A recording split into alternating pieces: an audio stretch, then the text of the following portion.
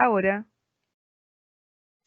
Muy buenas tardes a todos y todas quienes nos acompañan el día de hoy a través de la plataforma Teams en esta charla organizada por la Fundación Ayuda a la Iglesia que Sufre y la Dirección de Formación e Identidad de Santo Tomás. Dejo con ustedes en este momento a María Esther Gómez de Pedro, directora nacional de nuestra área, quien nos brindará un saludo y nos dejará sus palabras. Perfecto, muy buenas tardes. Gracias, José Luis. Muy buenas tardes a todos, muy bienvenidos a esta convocatoria a la que nos convoca Ayuda a la Iglesia que Sufre. El motivo del poder estar aquí reunidos es que desde hace unos años nosotros trabajamos en conjunto en algunas actividades. Ellos nos apoyan a nosotros en algunas actividades y nosotros a ellos en otras actividades porque tenemos una meta común, un objetivo común, que es tratar de evangelizar la cultura y darle un espacio real a la fe, a nuestra fe. Nosotros en nuestros congresos de católicos y vida pública, especialmente desde hace unos años, como les comento, tratamos de visibilizar la forma en que podemos vivir la fe en la vida pública a través de testimonios de personas que esa fe les lleva a hacer la vida en el mundo de la economía, en el mundo de la política, en el mundo de la cultura, en el mundo de la evangelización, en el mundo de la caridad, en el mundo de... ¡Wow! En el de la educación, ¿no? Y entonces, de esa forma, poder impulsar el ímpetu misionero que cada bautizado tiene solo por el hecho de ser bautizado, ¿no? Hemos recibido una gracia gigante, que es la herencia de la vida eterna y eso, claro, nos deja la responsabilidad de poder convocar, de animar, de invitar, de exponerlo a otros, ¿no? Nunca imponer, pero sí invitar, ¿no? Por eso nos pareció que la invitación que nos hacían a poder convocar a esta charla testimonial del Padre Cox podía ser muy interesante porque podía afiatar nuestros lazos conjuntos.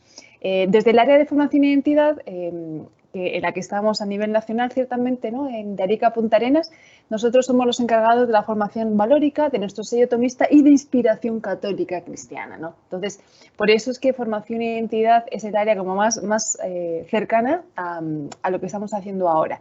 En nombre, por lo tanto, de nuestras autoridades, como autoridad nacional, les dejo muy bienvenidos y creo que vamos a poder disfrutar mucho. Sí, la invitación a estar muy atentos, a dejarnos conmover por el testimonio, porque siempre podemos dar un pasito adelante. Quizás lo que nos cuente el Padre Cox de su testimonio nos sirva para identificar qué cosas tenemos que cambiar, qué cosas podemos mejorar, porque estamos viviendo siempre en un proceso de conversión constante. El tiempo del Adviento también de alguna forma es una invitación a esto, ¿no? A allanar los valles, a allanar los montes y aplanar los valles del orgullo, de las dificultades o del lastre que lleva nuestro hombre viejo, ¿no? Para poder acoger mejor así la venida de Jesús. Así que la invitación a estar atentos y que esta charla sea para todos un motivo para crecer y para dar un sí más fuerte al Señor a través de nuestra fe. Muchas gracias, José Luis, y disfrutemos la charla.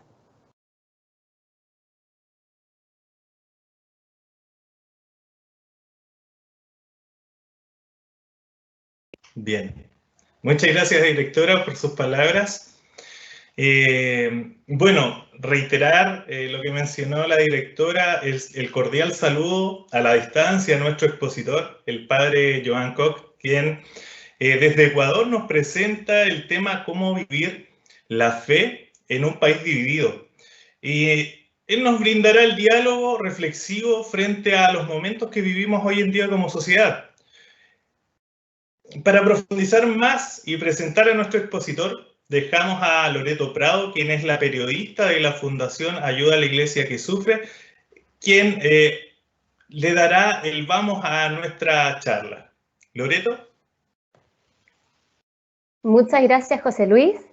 Bueno, voy a ser corta. Yo soy periodista de la Fundación Ayuda a la Iglesia que Sufre.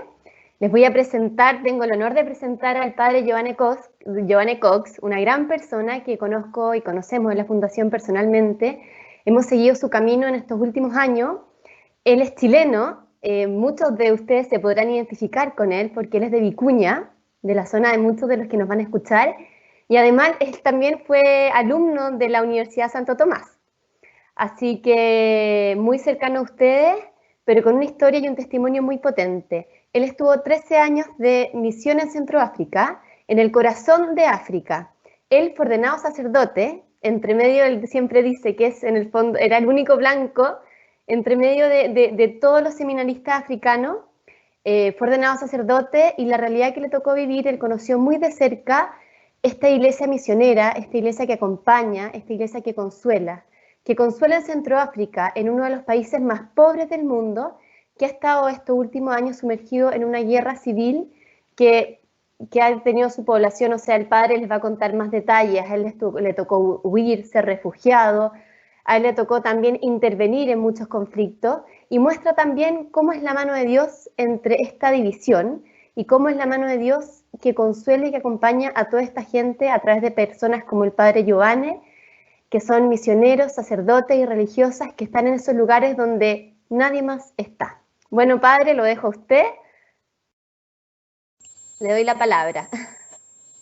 Muchas gracias, Loreto. Muchas gracias a todos los que están hoy participando de esta charla.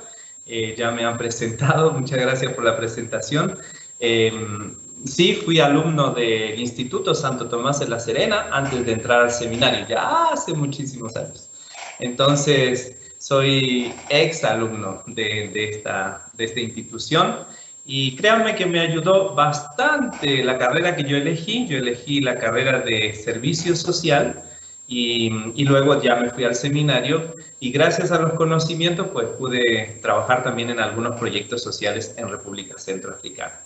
Así que, bueno, voy a pasar a comentarles un poquito de mi vida, pero sobre todo de lo que fue Dios haciendo. Esa es la idea, de compartirles a ustedes lo que Dios ha ido haciendo y no solo conmigo, sino con muchas personas que trabajan también en los lugares más pobres de este planeta. Así que muchas gracias por la invitación, muchas gracias a Santo Tomás y muchas gracias también a la Fundación Ayuda a la Iglesia que Sufre, que en mi vida sacerdotal, como también en mi apostolado, han estado siempre muy presentes. Así que lo voy a hacer a través de una presentación de PowerPoint, con algunas fotos en las que iré hablando un poquito de la realidad centroafricana. Así que me permito compartir en un minuto mi pantalla. Si me pueden, por favor, confirmar si se está viendo, por favor, si alguien me puede decir si lo ve correctamente. Sí, se ve. Se ve, tiene que hacerlo en grande. Sí, ya lo hago ahora mismo. Súper. Bueno, yo soy el padre Giovanni Cox, nací en Chile, en la ciudad de Vicuña, soy de un pueblito de Vicuña, de Calingasta. Viví allí, estudié en Santo Tomás y también hice una parte del seminario en La Serena.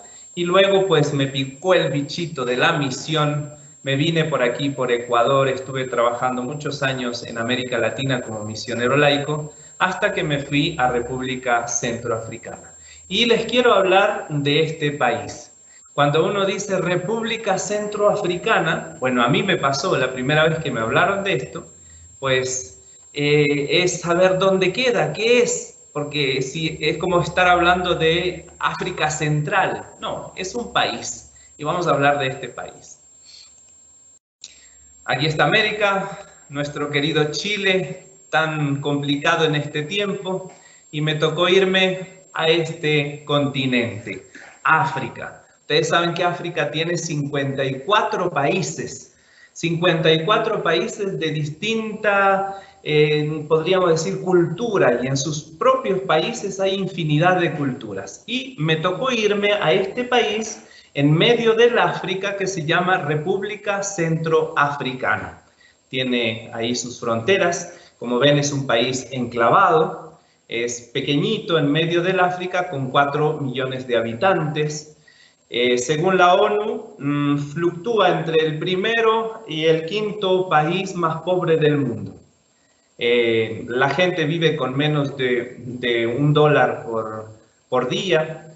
La situación de marginación en cuanto a la educación, por ejemplo, solo el 3% de la población accede a la educación superior. Más o menos el 20% accede a terminar la educación media, como lo conocemos en Chile, y la situación de pobreza es bastante grande, y hace 5 años está sumergido en una situación de guerra civil. Aquí vemos los países que tienen frontera con República Centroafricana. La capital se llama Bangui, y yo estuve en esta provincia, en esta partecita del país que tiene frontera con República Democrática del Congo, lo que se conoce como el Congo belga, y el Sudán del Sur. El Sudán del Sur es el país más joven del continente africano. Se independizó hace, creo que 5 años. República Centroafricana, en Sango, que es la lengua nacional junto con el francés, la lengua propia africana, se dice Be-África, que quiere decir corazón de África. Y justamente este país está en el corazón mismo de África. Y de ese corazón de África les quiero hablar. Yo estuve en la diócesis de Bangassou, donde está como obispo Monseñor Juan José Aguirre, un español que lleva casi más de la mitad de su vida en esta zona. En este lado tenemos la catedral de Bangassou, la catedral Saint-Pierre Claver, y este lado me gustaría mucho que guardaran esta imagen de esta pequeña foto, donde se ve estas piraguas, y del otro lado también se ve, podríamos decir, el Congo, es el Congo belga, donde me tocó también vivir como refugiado. Esta foto de hace unos años atrás, más o menos, creo que hará 10 años atrás, es de un domingo de Ramos. Ustedes ven allí, ven cómo estamos bendiciendo los ramos para hacer la procesión, pero es un domingo muy especial. Ese día era heroico esa procesión, porque no se ve en la foto, pero alrededor de esa foto habían militares musulmanes que habían llegado a nuestro pueblo. Había empezado la guerra en nuestra zona, y a pesar del miedo, del temor que teníamos en ese momento, salimos para hacer la procesión del Domingo de Ramos. Jóvenes, niños, mujeres, todos valientes en la proclamación de su fe con estos actos tan sencillos. 13 años me tocó trabajar en República Centroafricana, y desde hace 2 años estoy aquí en el Ecuador. Ya les contaré por qué. Más o menos la idea es que estamos pegados con África. Hasta ahora seguimos vibrando en africano, al menos en mi corazón, ¿no? Quiero mostrarles un poco cómo es la evangelización, cómo es la iglesia. Si ustedes ven, les estoy mostrando muchas imágenes positivas, porque muchas veces tenemos la idea de África como ese país sumergido en la pobreza, los niñitos desnutridos, descalzos, sin vestidos, pero África es más que eso. Hay vida, hay iglesia que vive, que vibra. Y aquí vemos, por ejemplo, en esta foto que les estoy mostrando, estos son los catecúmenos, quiere decir los niños y jóvenes que se están preparando para el bautismo. Y en esta otra foto tenemos a los niños de la infancia misionera, que se juntaron más o menos unos 100 y algo de niños que vinieron de distintos poblados a celebrar la Epifanía del Señor.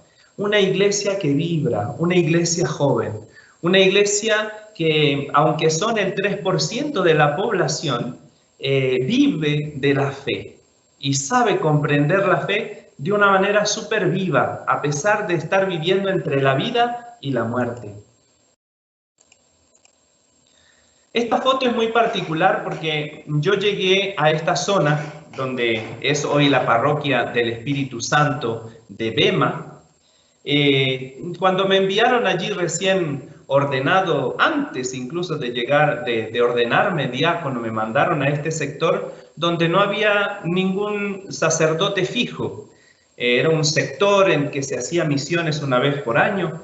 Y el obispo, cuando me mandó allí, me dice, tienes que construir una iglesia, tienes que construir un colegio, un hospital, y tienes que dejar todo eso en marcha y luego te puedes ir. Pero si no haces esos 3 proyectos, no te dejamos salir de Centroáfrica.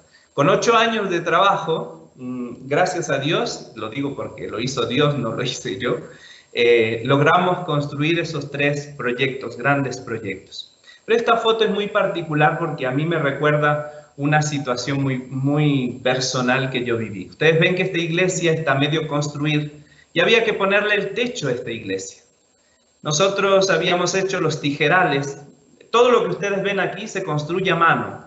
No hay absolutamente ninguna máquina, ni para aplanar el terreno, ni para transportar, nada. Los ladrillos se transportan en la cabeza de cada uno de los cristianos. La arena se saca del río y los jóvenes se meten en el río para sacar la arena. Es un trabajo que se hizo a mano. Entonces también los tijerales se construyeron a mano, se arreglaron en el piso y había que subirlos y eran demasiado pesados. Ni con todos los cristianos del pueblo podríamos levantar esos ladrillos.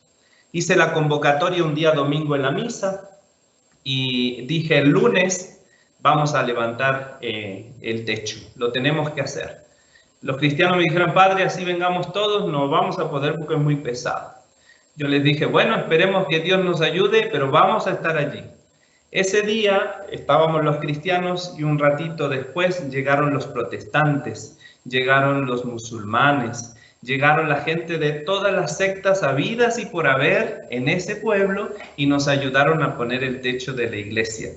Terminado ese trabajo yo les dije, pero ¿por qué lo hacen si no es su iglesia? ¿Por qué lo hacen esto? Y me dice, padre, porque cuando tú te vayas no te vas a llevar ni el techo, ni los ladrillos, esto es nuestro, esto es patrimonio nuestro. Ellos sienten como suyo y así, a pesar de haber vivido 5 años en guerra civil, ninguno de los proyectos de la Iglesia Católica fueron destruidos.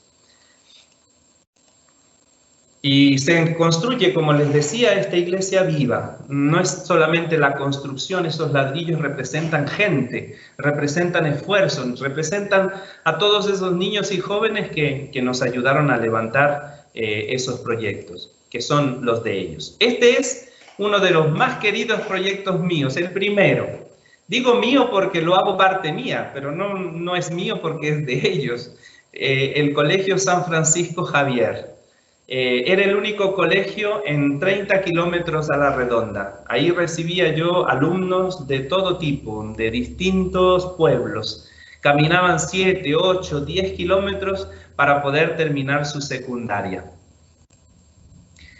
La educación es absolutamente el futuro de República Centroafricana.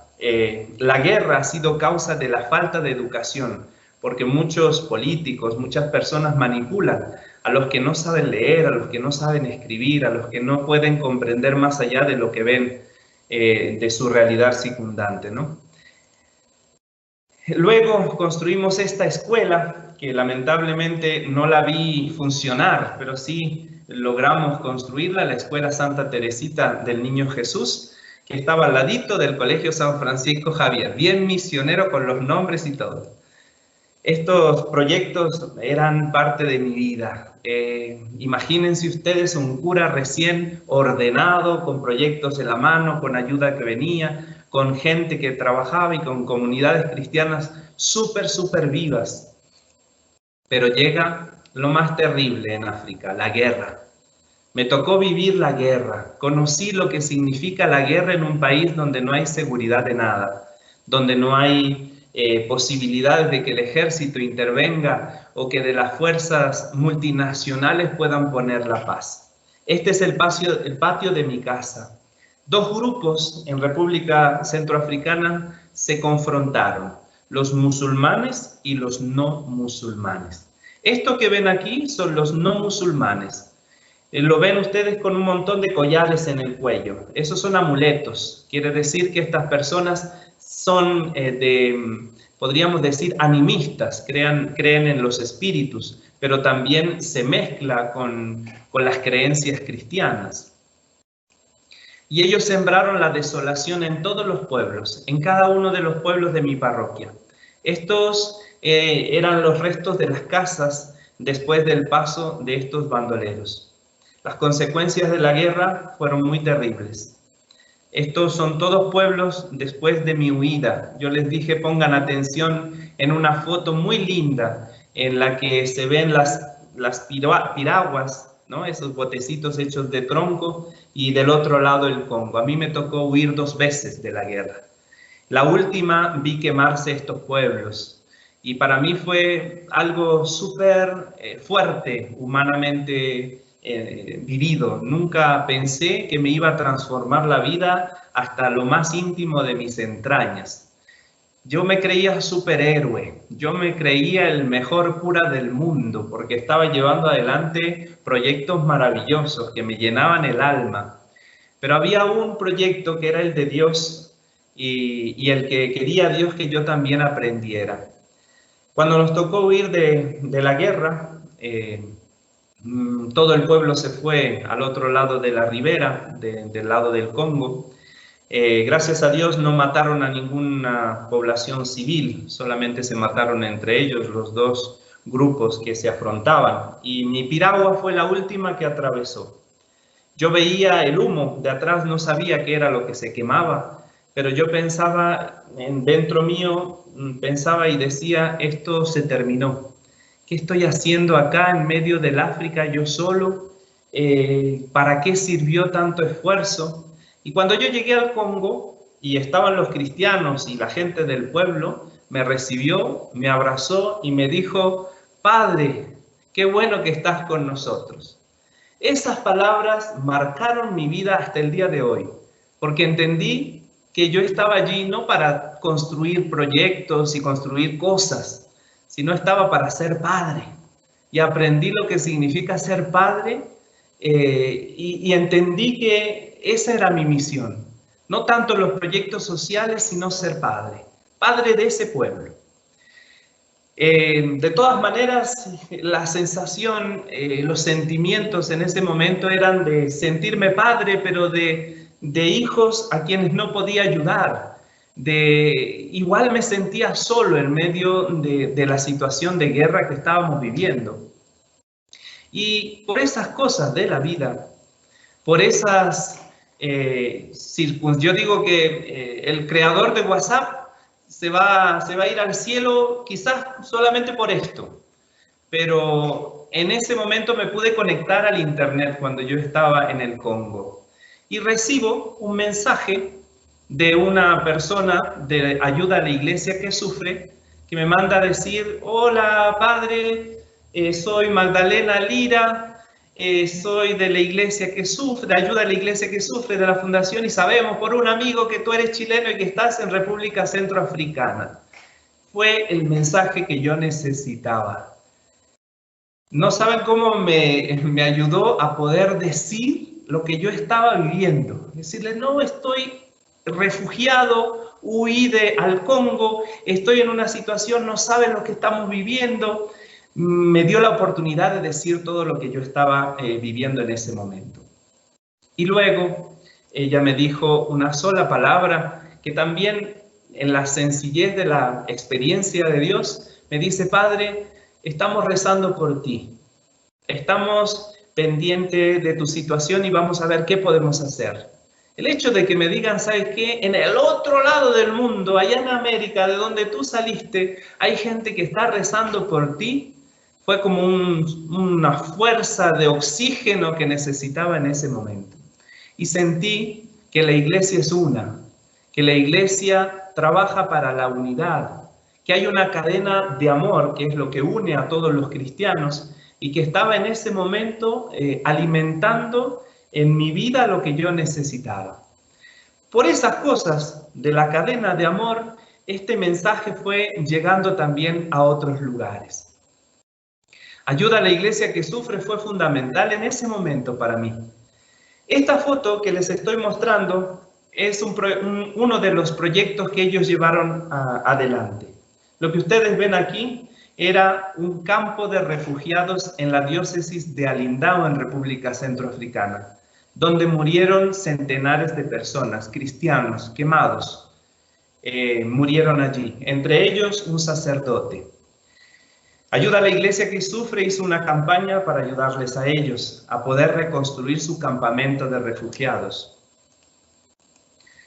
Así quedan las casas, los pueblos quemados. Ayuda a la Iglesia que Sufre mandó dinero a mi diócesis para que se pudiera techar nuevamente las casas de los cristianos a quienes se les incendió su techo. Es una dura realidad la que vive el pueblo centroafricano.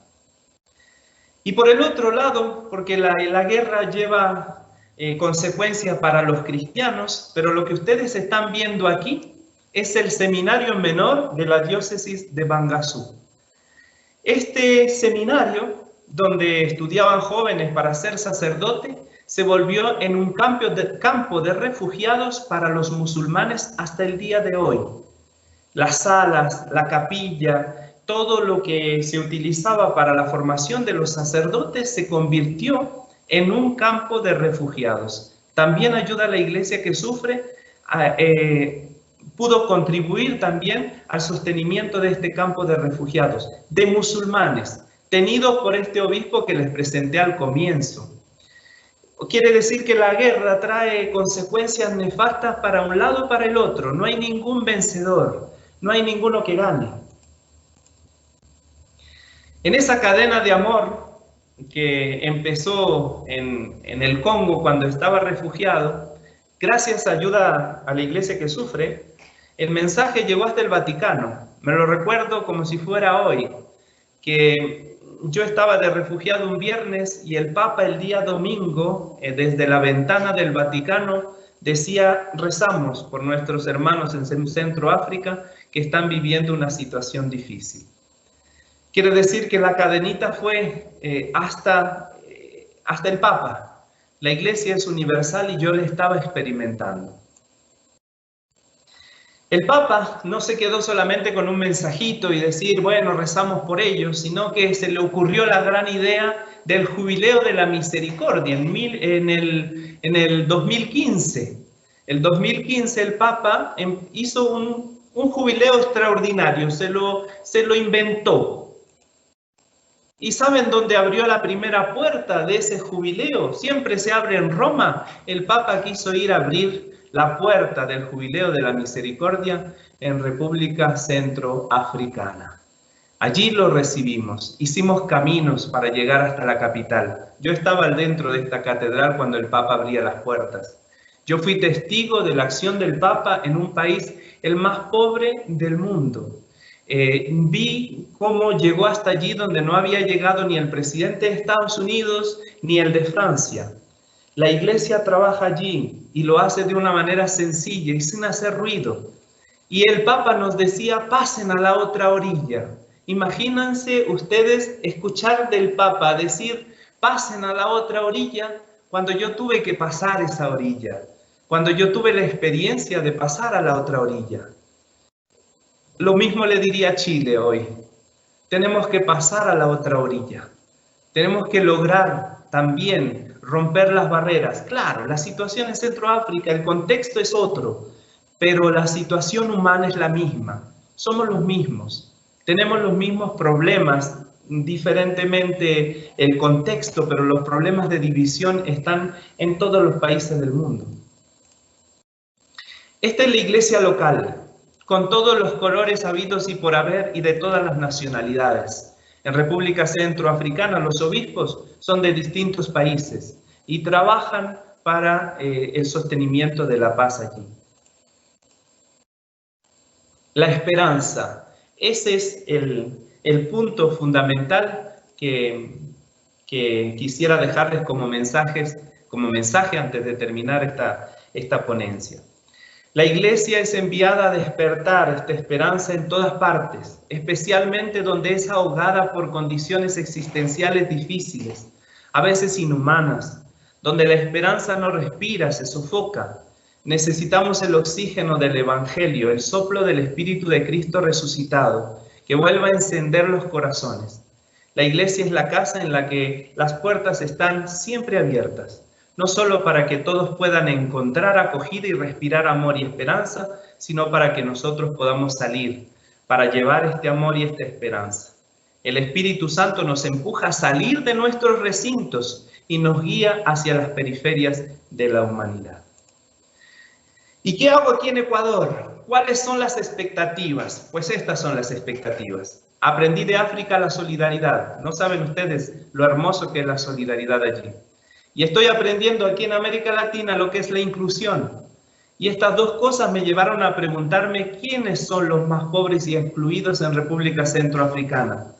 Y me vino otra pregunta, que es ¿cómo vive la guerra, la pobreza y la exclusión un niño que nació con alguna discapacidad, que no puede correr, que no escucha, que no ve? Estamos creando desde aquí del Ecuador una fundación para el desarrollo humano inclusivo, solidario y universal. Estamos con el power para crear una pequeña organización que trabaje en los países más pobres. Tendrá como finalidad trabajar para el desarrollo de las personas, para incluir a las personas con discapacidad en los sistemas educativos, sanitarios y con un espíritu de solidaridad universal. ¿Qué nos mueve? El Evangelio, pero queremos llegar a todos, sin distinción. ¿Qué queremos hacer de aquí a unos años? Esperemos que Dios nos dé salud y vida para llevar adelante estos dos objetivos. Formar primero al personal sanitario y pedagógico, para que se trabaje en la inclusión de todos los que tienen algún tipo de discapacidad, especialmente en las zonas más pobres del planeta.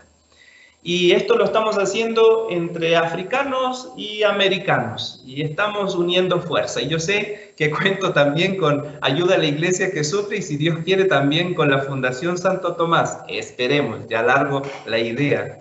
Y el objetivo número 2 es crear y mantener centros de atención e integración para el acompañamiento pedagógico, sanitario y psicoespiritual de las familias y las personas con discapacidad, como también brindar un espacio para la formación a los profesionales en las áreas que competen a esta fundación. Así que ahí les digo en qué estoy, para dónde me voy a ir, cómo lo voy a hacer, pues Dios sabe. Así que lo ponemos en manos de Dios y también en la oración de ustedes. Y con esto pues termino mi presentación y estoy a disposición. No sé si me pasé, no sé, me perdonarán. No, padre, muy bien. Muchas gracias. La verdad, un maravilloso testimonio, lleno de humanidad y con un profundo llamado a, como dice el padre, a pasar a la otra orilla, ¿cierto? A salir de mi entorno tan confortable y descubrir cuál es mi misión, ¿ya? ¿Cuál es el llamado que me está haciendo Cristo en estos momentos? Sobre todo en estos momentos en que estamos viviendo sufrimiento y dolor por el COVID. Entonces, les invitamos a hacer sus preguntas a través del chat que ustedes tienen ahí. Y una pregunta, padre, es ser misionero, como usted dice, en una realidad social como la República de Centroafricana, tan distinta a la nuestra, ¿cierto? Con tantas necesidades, ¿cómo se hace misión entre esta necesidad social y espiritual? Bien difícil la pregunta, ¿no? Porque uno tiene que, por un lado, contextualizarse. Pero yo tengo dos cosas. Primero, que somos hijos de Dios. Y lo segundo, que somos hijos de Adán y Eva. Quiere decir que sabemos muy bien que tenemos cosas malas que son las mismas. La raíz es la misma. Y tenemos cosas buenas que la raíz es la misma. Entonces, a veces uno dice, sí, el contexto es tan difícil, la realidad tan diferente, la pobreza, la situación económica y todo lo demás. Pero cuando a mí me tocó experimentar eso, cuando me encontraba en el otro lado, en el Congo, de la otra orilla, yo sentía que las seguridades que yo tenía se me venían al piso y estaba descalzo porque había que pasar el río, entonces me descalcé y tenía la sensación de tocar el barro y descubrir que soy barro, que soy poquita cosa, pero que ese barro está agraciado, quiere decir que ha recibido la gracia. Esa es la gracia de ser cristiano, de que Dios es el autor de las maravillas y que lo nuestro es muy poquita cosa, pero eso poquito, con lo poquito el Señor hace milagros. Entonces, muchas veces yo pienso que, no sé, a veces uno dice, tendría que tener más medios, más cosas para poder hacer el bien a los demás. Y la verdad que no. Es simplemente empatizar, es simplemente incluir, es meterse con las personas, es comprender lo que pasa. Yo pienso que mucho de lo que sucede en nuestros problemas sociales en Chile es falta de comprensión, falta de meterme en los pies del otro, de comprender la situación del otro. Nos falta dar ese paso quizás como sociedad. En Centroáfrica aprendí lo que era la solidaridad. Vi a mujeres musulmanas adoptar niños cristianos y no hacerlos musulmanes, para que ellos elijan más adelante. Vi a una mujer perdonar al hombre que mató a su esposo. Actos heroicos que son capaces de hacer la gente más sencilla. ¿Por qué no podríamos hacerlo nosotros? Y también lo hacen, también lo hacemos. Simplemente que estamos como cegados por la realidad que está delante nuestro y no alcanzamos a ver lo que Dios hace en el corazón de las personas en medio de las situaciones difíciles. Siempre me preguntan a mí, ¿y qué pinta Dios en medio de una guerra? A Dios yo lo vi en la guerra, lo vi en medio de la guerra. Hay que vivir la guerra para darse cuenta cómo Dios actúa, cómo mueve los corazones a la generosidad, a salvar a un niño, a salvar un pueblo, en fin. A Dios lo descubrí ahí en medio, pero no hay que irse a África para descubrirlo, hay que abrir los ojos nada más y se van a dar cuenta que Dios sigue actuando en nuestra historia a pesar nuestro.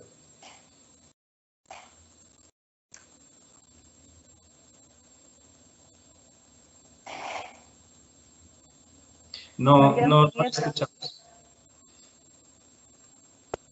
Así es, padre, disculpe. En su misión en la República Centroafricana, usted nos contaba que colaboró e impulsó la construcción de casas, de una iglesia, de un colegio, de un hospital, pero lamentablemente en su huida de esa localidad por motivos de la guerra usted tuvo que dejar todo eso atrás. La pregunta es, ¿cuál cree usted que ha sido su mayor logro en ese lugar? Convertirme un poco, cambiar mi corazón. No son los proyectos, además que no son proyectos. Yo vengo de Calingasta, ¿dónde voy a sacar los medios para hacer todo eso? Eso lo hizo la iglesia. Yo simplemente estaba allí para motivar, para animar a la gente, para que la gente creyera y trajera el dinero y se pudieran hacer las cosas, moverme con un camión para aquí, para allá. Lo hace la iglesia, pero el gran logro es ablandar mi corazón duro. Se me ablandó, se me cayeron esos parámetros que uno tiene, eso que tan cuadrado y acartonado que uno es, y se rompe todo eso y uno descubre la esencia de la humanidad de lo que somos. Creo que otro logro, pues no, así como gran cosa no puedo mostrar. Claro, personal, digamos, claro, sí. Usted dice que hay que descubrir a Dios, ¿cierto? Hay que buscarlo en estas cosas sencillas. Tenemos jóvenes seguramente aquí conectados, entonces tal vez ellos sienten este deseo de servir a los demás y no encuentran el camino para descubrir cuál es su misión. ¿Qué les podría decir usted a estos jóvenes? Que como el Papa llamaba en este último tiempo también a hacer un poco de líos, ¿no? A a mover la conciencia de las personas. Yo pienso que hay algo que nos está adormeciendo, a todos, pero en especial a los jóvenes, adormeciendo la conciencia, a acostumbrarnos a vivir la vida tal cual se nos presenta, a tener una vida pegada a un teléfono, a un aparato, a estar conectado con otra gente y a desconectarnos con nuestra familia, ¿no? Entonces, yo pienso que yo lo llamaría despertar la conciencia, simplemente a despertar la conciencia. ¿Qué hacer? Hay millones de cosas, se pueden hacer un montón de cosas, pero no hay que pensar primero en el qué hacer, sino qué ser, qué tengo que ser yo como persona, ¿para qué estoy aquí? ¿Cuál es mi finalidad? ¿No? Yo me estoy lanzando en esto que estamos haciendo para los discapacitados, porque, y lo pienso realmente, va a ser el último trabajo que haré en mi vida. Tengo 43 años, creo que me quedarán unos 20 para estar más o menos en pie y quiero llevarlo adelante. Ojalá Dios me dé salud, inteligencia y el COVID no me mate, pero la idea es poder gastar la vida en aquello que a uno le gusta, aquello que a uno le llena. O sea, elegir una carrera, por eso les decía, Santo Tomás me ayudó, porque yo me tocó hacer proyectos.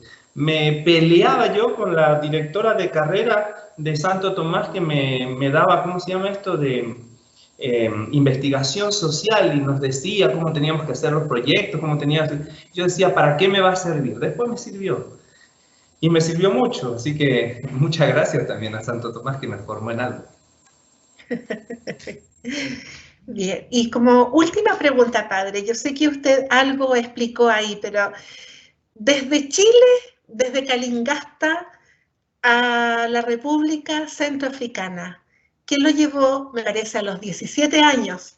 ¿Ah? Dejar todo para ir tan lejos. ¿Cómo sintió ese llamado de ir a servir a esas tierras tan lejanas? Bueno, no fue a los 17, fue a los 27. A los 27 fui. No sé, la verdad que no sé explicarlo así como dar detalles, porque yo nunca pensé estar allá. Como tampoco pensé estar aquí en el Ecuador, como tampoco pensé que me iba a hacer cura. Dios fue apareciéndose por un lado y por otro y entusiasmándome en cada uno de los proyectos en los que me he metido. He metido la pata no saben cuántas veces, pero cuántas otras Dios me ha sacado y me ha ido mostrando por dónde me quiere llevar. Y así llegué a Centroáfrica por personas, no es que yo a los 27 años tuve la iluminación de decir me voy a Centroáfrica, no, simplemente se fueron dando los caminos y solo fui diciendo sí a pesar del miedo que me daba, porque yo no conocía ni el francés, ni el sango, ni sabía a quién me iba a encontrar. Pero el Señor va guiando su camino y ponerse en sus manos pues es lo mejor que podemos hacer porque son manos bien seguras. Así es. Una última pregunta, padre, y con esto ya vamos cerrando. En esta situación de pandemia, pregunta una docente, ¿cuál sería el consejo para aquellas personas que se sienten desamparadas y que han perdido a sus seres queridos?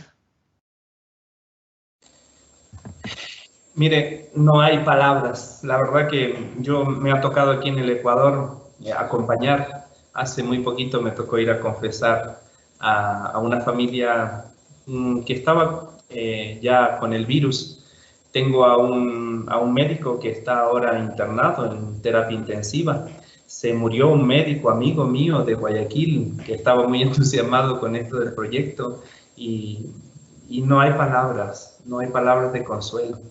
Solamente descubrir lo que somos, abrazarnos, unirnos, ver que nuestros gestos, los más sencillos, son fundamentales y a veces tienen que ver con la vida y con la muerte de las personas. Creo que es tiempo para tomar conciencia del valor que tiene la vida, del valor que tenemos cada uno de nosotros y disfrutar de esos momentos tan lindos que Dios nos da en la familia, en los que están alrededor nuestro, abrazarnos y salir adelante en este virus que nos ha hecho descubrir que somos bien poquita cosa y que un virus tan pequeñito nos pone de rodillas, que destruye nuestros sistemas económicos y todas nuestras seguridades para que pongamos la seguridad en lo que realmente es seguro. ¿no? Entonces, eso no sé, no tengo muchas palabras para decirle a la gente que sufre, porque la verdad que no hay nada sino aferrarnos a Jesús, aferrarnos entre nosotros y salir adelante, ¿no? Exactamente, padre. Mire, estoy viendo acá otras preguntas que se habían escondido por ahí. Dice Nelsa Ardiles, dice, usted ha vivido en la pobreza material en ese país de África, pero viviendo en la riqueza de su corazón. Esta es como una reflexión que ella hace. Cristo, camino, verdad y vida. Después dice, ¿cómo nos sugiere usted poder motivar, idealmente inspirar a otros a crear una cultura solidaria, incluso en nuestros medios laborales, de comunidades, entre otros? Dificilísimo, no sé cómo contestarlo, la verdad, porque no sabría. Creo que hay un paradigma relacional que hay que romper, que es el contacto con el otro, ¿no? Ahora nos ponemos mascarillas, nos ponemos guantes, no nos tocamos, no nos vemos, pero sabemos que necesitamos del otro, necesitamos del abrazo del otro, necesitamos ver al otro, necesitamos sentir al otro. Y eso nos da la oportunidad para abrir y romper el paradigma relacional. Yo pienso que estamos muy alejados de corazón a corazón. Hay gente que vive en un edificio y que no conoce a sus vecinos. Hay gente que está enfermo al lado y ahora con la pandemia la gente salía a los balcones para aplaudir, para saludarse, para verse, para preocuparse del otro. Pues ese es el paradigma que hay que romper. Hay que hacerlo con el corazón, hay que estar pendiente del otro. El otro es alguien que me pertenece, como decía el Papa Juan Pablo II en la Novo Milenio Neunte, decía, ver al hermano como alguien que me pertenece. No puede ser que en nuestras iglesias católicas nos demos la paz entre nosotros y no sepamos quién es el otro que está al lado mío. Hay paradigmas relacionales que hay que romper. Hay modelos que tenemos que ir mejorando en la cuestión relacional. Creo que eso se me viene a la cabeza, pero eso significa pues poner un montón de otras cosas y otras estrategias que no las sabría hacer. Gracias, padre. Y la última ahora sí, porque ya nos está pillando el tiempo. Arnaldo pregunta, ¿cuál fue el cambio más significativo a nivel personal y sacerdotal durante y después de su experiencia? A ser más humano, a descubrir que al final de cuentas, más allá del traje, del rol, porque también me tocó ser enfermero, me tocó asistir a partos, me tocó llevar en ambulancia, que era la única camioneta que teníamos en el pueblo, así que para llevar los enfermos de un pueblo al otro, pues teníamos que hacerlo. Sacarme todos esos títulos, todos esos... esa envoltura que a veces nosotros nos hacemos incluso en la iglesia como sacerdotes y descubrir que soy humano, que cometo errores, que me equivoco, que soy hijo de Adán y Eva, que soy pecador como todos y que también soy hijo de Dios, revestido de la gracia y es Dios el que puede hacer todo. Eso lo tuve que descubrir como viviéndolo. No en los estudios, porque eso se lo enseñan a uno en el seminario y lo sabe muy bien, pero hay que vivenciar lo que uno aprende. Y eso me tocó, pues, a mí por duro de cabeza me tocó en África. Yo espero que los demás lo puedan hacer en sus propias casas, ¿no? Muchas gracias, padre. Realmente un maravilloso testimonio. Nos deja muchas tareas por delante, mucha reflexión y sin duda mucha oración por usted también. Voy a dejar paso a José Luis, quien va a hacer, digamos, esta reflexión final. Sí, padre, pedirle, bueno, reiterar los agradecimientos de todos en realidad en esta jornada que es muy significativa para nosotros, para todos aquellos también que están en este momento conectados. Y quisiera pedirle algo más. Quisiera ver la posibilidad de que pueda usted guiarnos en una oración, en una bendición para todos aquellos quienes están compartiendo en este momento de esta actividad, de esta hermosa actividad que usted nos ha propuesto. Muchas gracias, pues con mucho gusto. El único regalo que les puedo dar, porque no tengo plata, no tengo cómo comprar, pues es la bendición que el Señor me dio. Así que, ¿cómo no darlas? Y se las voy a dar en la lengua propia de Centroáfrica. Le voy a invocar a Dios para todos ustedes, para que descienda su bendición en cada uno de ustedes. Lo voy a hacer en la lengua propia de Centroáfrica, que es el Sango, para que de esta manera pues nos unamos también a este pueblo que lucha por vivir, que está allí y que espera también nuestra solidaridad entre todos. Ya saben que está la Fundación Ayuda a la Iglesia que Sufre, esta unión entre las dos fundaciones con Santo Tomás, y ojalá se pueda hacer mucho por muchos proyectos. Ustedes no saben cuántos proyectos hay en el mundo que esta fundación Ayuda a la Iglesia que Sufre está llevando adelante. Así que invitarles a ser solidarios. Nzapati ngangukwe haziyama boko chilo nandotiala nairichi baba nachimolenge nachingo bia. Amén. Muchas gracias, Padre. Bueno, para todos hemos culminado de esta forma nuestra charla. Lo hacemos agradeciendo nuevamente la presentación del expositor el día de hoy, al Padre Giovanni Cox, quien con su testimonio nos ofreció reconocer muchas de las características que como sacerdote en su vida, como misionero, ha enfrentado y ha llevado adelante, además también de presentarnos sus proyectos. Todo ello afianzado a Dios y a nuestra iglesia. Agradecer a la Fundación Ayuda a la Iglesia que Sufre, en coordinación a nuestra dirección, quien puedo llevarles el testimonio del Padre Cox. Y gracias por habernos acompañado. Recordarles que podemos encontrar esta información, esto que se virtió hoy día a través de los canales institucionales, como también a través de la página web de la Fundación Ayuda a la Iglesia que Sufre, acn-chile.org, instándolos a continuar bajo esta perspectiva que el Padre nos ofreció en su charla. Esa perspectiva que para quienes somos de Santo Tomás también nos brinda y está ligado a todo lo que nuestro sello institucional presenta a toda nuestra comunidad. Hasta una próxima oportunidad y que estén muy bien. Chao a todos, gracias.